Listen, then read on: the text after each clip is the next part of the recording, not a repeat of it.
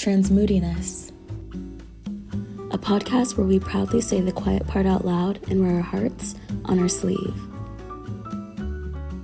Sipping a tea while listening to this podcast is encouraged. Welcome to the deep dive discussion. Happy Tuesday, everybody.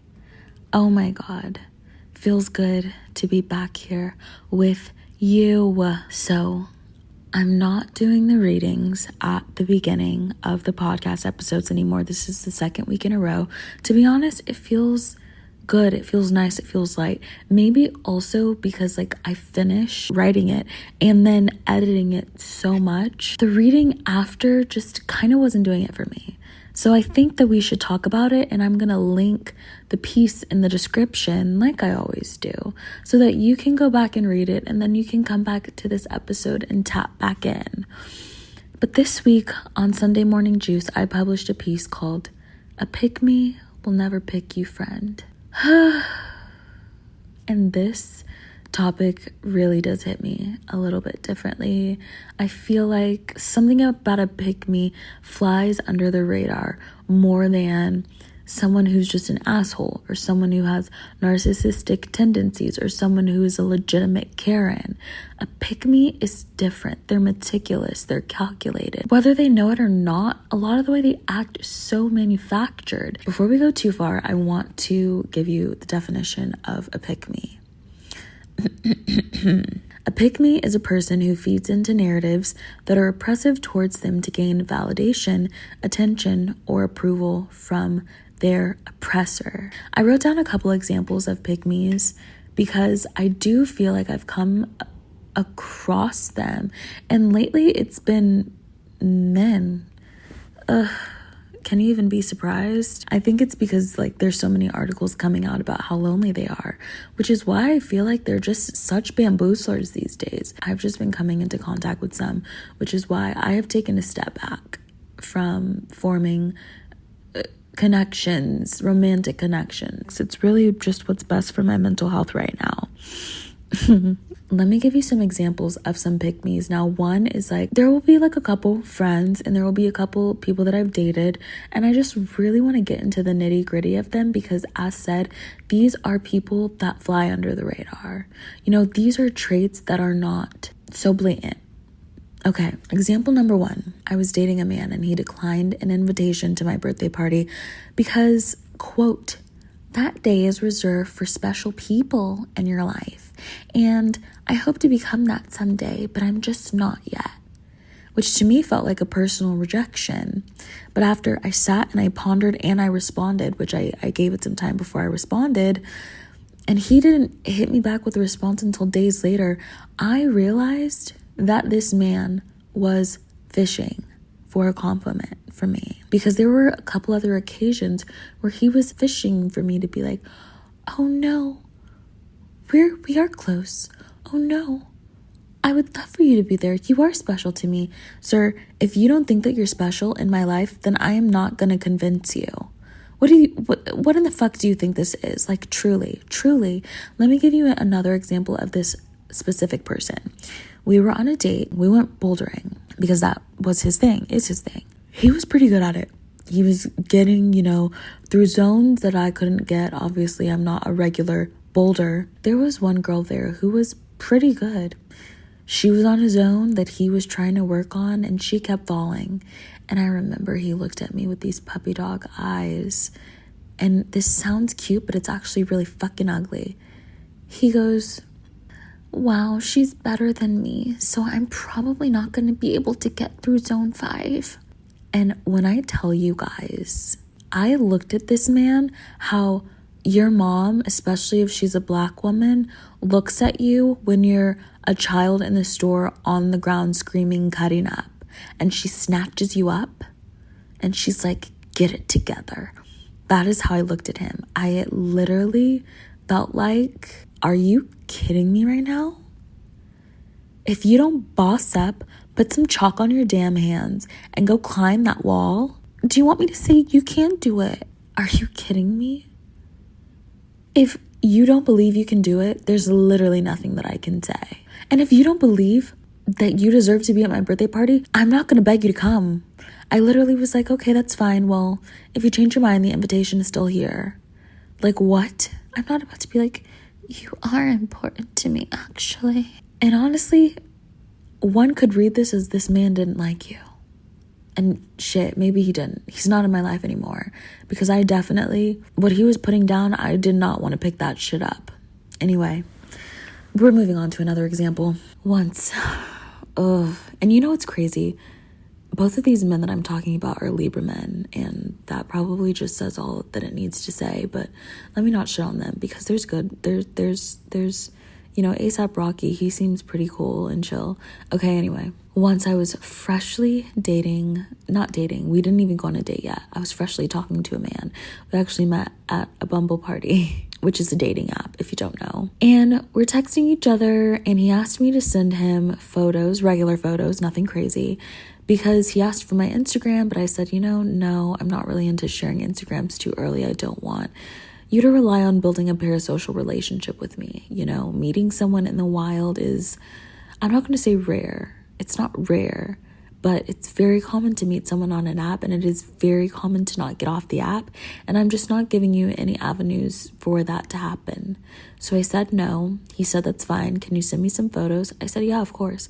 Send him some photos. He goes, oh, you're so pretty. I was just like, okay, appreciate it. And then he sends me photos of him. Now, are these amazing photos? No.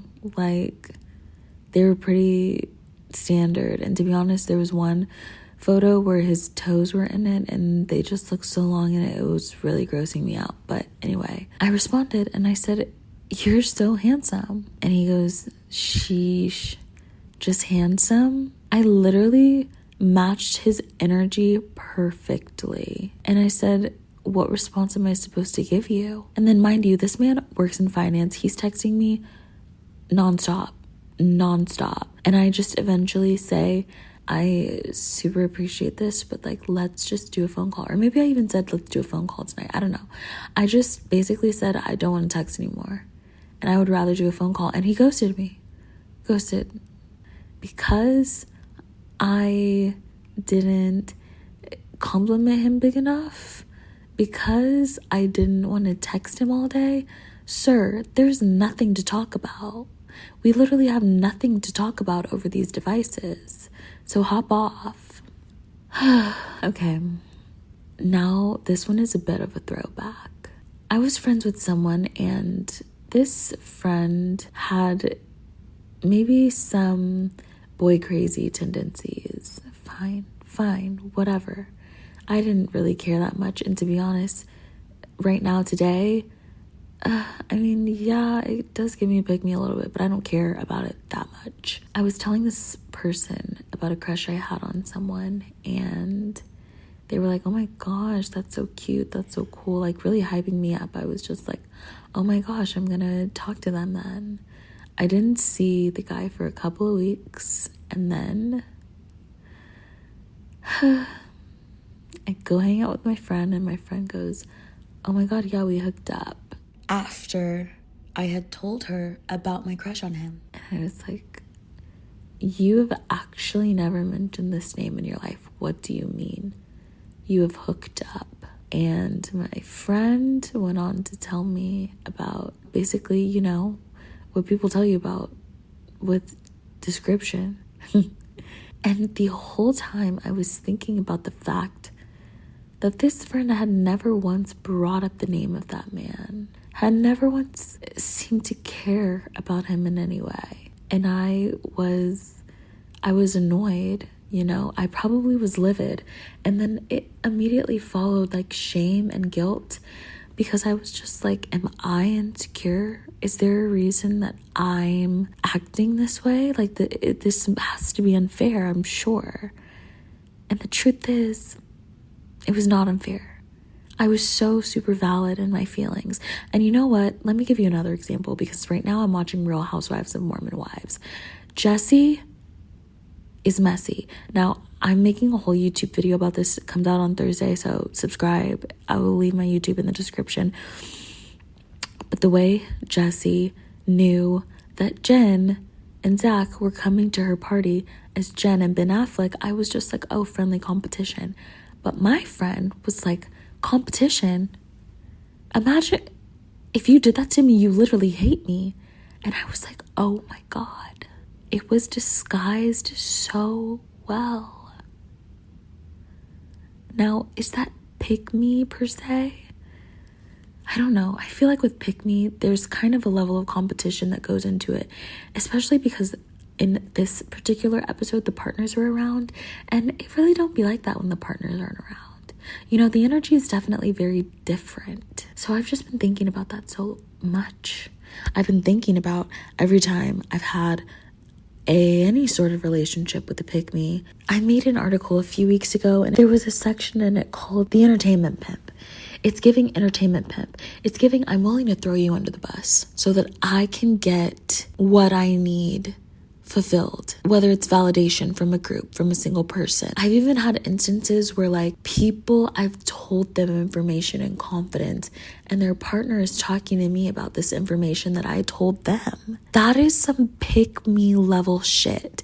And on TikTok, there's so many women talking about how their friends are saying, I'm going to tell you a secret, don't tell anyone. And then they tell their boyfriends or their husbands. That is so fucking whack of you. Genuinely, I've had this happen to me a couple of times, and I actually don't really talk to those people anymore. And now I'm constantly scanning for signals of people who show these traits, but I think it's more than just these traits. And I think I need all hands on deck.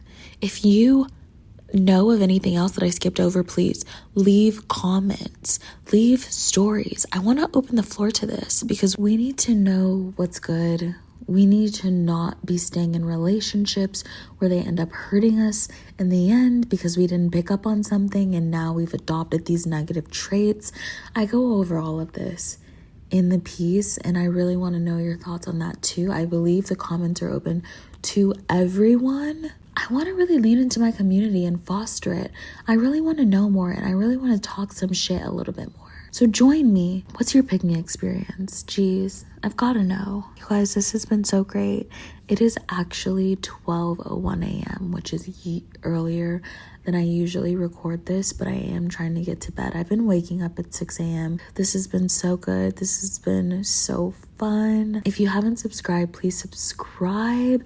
I have a subsection on my Substack called Media Me, please. I've been accepted into the Tribeca Film Festival, so I'm going to be reporting on a lot of films starting in the next couple of weeks. And I just got word that I will also be in the Brooklyn Film Festival, both to cover press and media. And I know that this is going to be so much inspiration writing wise. So I genuinely can't wait. And I hope you had a fun time here with me and have the best rest of your week. Bye. Thank you so much for listening to the Sunday Morning Juice Trans Moodiness podcast. I want to hear your experiences and I want to hear what you have to say. So make sure to subscribe on Substack and wherever you get your podcasts. Join the community, join the chat room, and leave your comments. There is so much to unpack in this life. See you next Tuesday.